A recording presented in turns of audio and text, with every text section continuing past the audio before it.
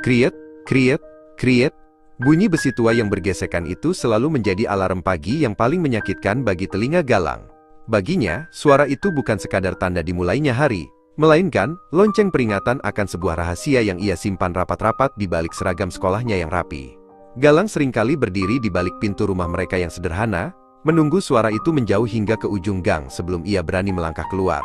Ia adalah seorang remaja di tahun terakhir sekolah menengah, usia di mana harga diri terasa jauh lebih berat daripada beban hidup itu sendiri. Di luar sana, ayahnya, Pak Aris, sudah mulai mengayuh sejak buta fajar, membawa beban penumpang di atas 3 roda yang ia sebut sebagai sumber kehidupan, namun bagi Galang, itu adalah sumber rasa malu yang mendalam. "Turunkan aku di depan minimarket saja, Pak," bisik Galang saat mereka sudah berada sekitar 100 meter dari gerbang sekolah. Suaranya datar, hampir tak terdengar di antara bising kendaraan lain. Pak Aris tidak banyak bicara. Ia hanya mengangguk pelan, menyeka keringat di dahinya dengan handuk kumal yang melingkar di leher. Galang segera melompat turun sebelum ada teman sekolahnya yang melihat. Ia tidak ingin mereka tahu bahwa ayahnya adalah seorang tukang becak yang sering mangkal di pasar. Di sekolah, Galang dikenal sebagai murid yang cerdas dan tenang, dan ia ingin mempertahankan citra itu. Citra seorang anak dari keluarga biasa saja, bukan anak dari seorang pria yang punggungnya selalu basah oleh keringat dan baju yang memudar warnanya karena sengatan matahari. Di kantin sekolah, percakapan teman-temannya seringkali berputar tentang pekerjaan orang tua. Baskara, teman sebangku Galang, bercerita dengan bangga tentang ayahnya yang baru saja dipromosikan menjadi manajer di sebuah bank ternama. "Ayahmu kerja di mana, Lang?" "Katamu di bidang transportasi ya?" tanya Baskara sambil mengunyah camilannya. Galang tertegun sejenak, tenggorokannya terasa kering.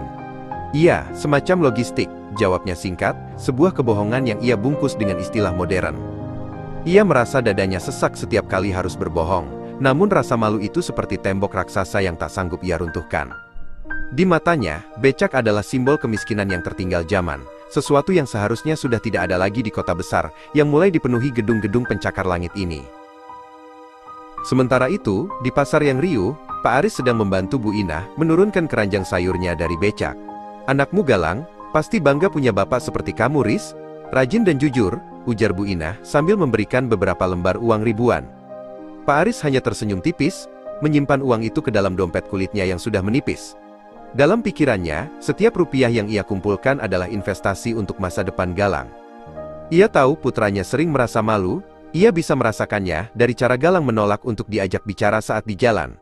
Namun, Pak Aris tidak pernah sakit hati. Baginya, jika rasa malunya bisa membuat Galang belajar lebih giat agar tidak perlu menjadi tukang becak sepertinya, maka ia akan dengan senang hati memikul rasa malu itu sendirian di atas sadel becaknya. Hari itu adalah hari penganugerahan siswa berprestasi di tingkat kabupaten, dan Galang terpilih sebagai salah satu penerimanya. Acara diadakan di gedung serbaguna yang megah di pusat kota. Galang sengaja tidak memberitahu ayahnya secara detail tentang jam acara tersebut, berharap Pak Aris tidak datang. Namun, sore itu langit tiba-tiba berubah menjadi gelap pekat. Hujan turun dengan sangat deras, seolah-olah langit sedang tumpah. Angin kencang menyertai, menyebabkan pohon-pohon tumbang dan banjir mulai menggenangi jalanan utama. Galang terjebak di sekolah bersama beberapa guru dan siswa lainnya. Semua kendaraan online yang mereka pesan dibatalkan karena akses jalan menuju gedung acara tertutup banjir yang cukup tinggi bagi mobil dan motor. Galang mulai merasa panik. Ini adalah momen yang ia impikan. Namun alam seakan tidak berpihak padanya. "Kita tidak bisa lewat, Pak Guru. Airnya terlalu tinggi untuk motor saya," keluh Pak Jatmiko, wali kelas Galang, sambil menatap jalanan yang sudah seperti sungai. Galang duduk di kursi tunggu dengan wajah lesu, hampir menyerah. Tiba-tiba, dari kejauhan, tampak sebuah siluet yang sangat ia kenal. Sebuah becak dengan penutup plastik transparan menerjang genangan air yang tingginya mencapai lutut orang dewasa. Itu Pak Aris. Pria tua itu mengayuh dengan sekuat tenaga, kakinya yang berotot tampak gemetar menahan beban dan arus air. Tanpa memedulikan baju dan celananya yang sudah basah kuyup, ia menghentikan becaknya tepat di depan lobi. "Galang, ayo naik. Bapak antar ke gedung acara. Becak Bapak bisa lewat jalur tikus yang belum banjir," teriaknya di tengah gemuruh hujan. Galang ragu sejenak. Ia melihat teman-temannya dan Pak Jatmiko memperhatikan mereka. Namun, dorongan untuk mencapai cita-citanya lebih besar daripada rasa malunya.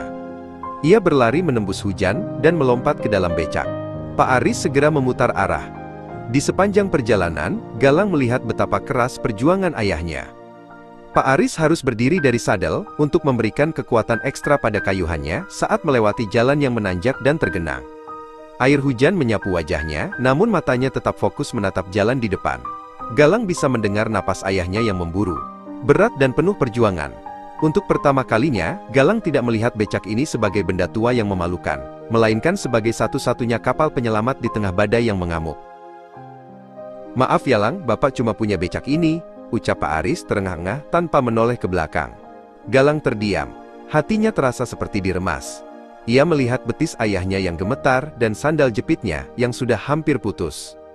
"Tidak apa-apa Pak, justru terima kasih," jawab Galang dengan suara bergetar. Mereka melewati gang-gang sempit, menghindari kemacetan total yang dialami mobil-mobil mewah di jalan protokol. Becak itu meliuk lincah di antara puing dan genangan. Pak Aris seperti mengenal setiap jengkal tanah di kota ini. Keahlian yang selama ini dianggap Galang sebagai hal remeh, kini menjadi mukjizat. Ayahnya bukan sekadar pengangkut barang, ia adalah navigasi hidup yang sedang mempertaruhkan seluruh tenaganya demi impian sang anak. Mereka akhirnya sampai di depan gedung megah tersebut tepat waktu. Banyak orang tua murid yang terjebak banjir belum sampai, namun Galang telah tiba. Saat Galang turun, Pak Jatmiko yang rupanya menyusul dengan berjalan kaki melalui rute yang sama, menghampiri mereka. "Luar biasa Pak Aris. Kalau bukan karena becak Bapak, Galang tidak mungkin sampai di sini," puji Pak Jatmiko sambil menepuk bahu Pak Aris yang basah. Galang melihat teman-temannya yang baru tiba dengan mobil mewah tampak iri, karena mereka hampir melewatkan sesi pembukaan, sementara ia berdiri di sana, didampingi ayahnya. Rasa malu yang selama ini menghimpitnya, tiba-tiba menguap, digantikan oleh sebuah kebanggaan yang belum pernah ia rasakan sebelumnya. Ia menyadari bahwa kemuliaan seseorang tidak ditentukan oleh kendaraan yang ia miliki, melainkan oleh sejauh mana ia rela berkorban untuk orang yang dicintainya. Malam itu, setelah menerima medali, Galang tidak pulang dengan taksi. Ia memilih menunggu ayahnya di tempat parkir. Saat mereka pulang, Galang tidak lagi meminta turun di depan minimarket. Ia duduk di samping ayahnya, yang sedang beristirahat sejenak di warung kopi depan gang rumah mereka. "Pak, besok biar aku yang bantu cuci becaknya," kata Galang pelan.